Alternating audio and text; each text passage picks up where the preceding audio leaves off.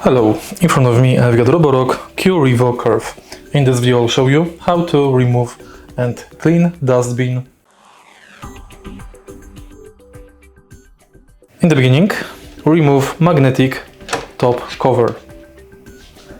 Next, take a look at the top of your robot cleaner and squeeze the lock at the top.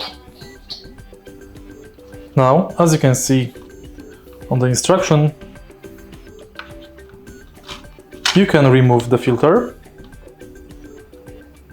empty dustbin, clean it with water, and before reusing it you have to wait 24 hours. Dustbin installed.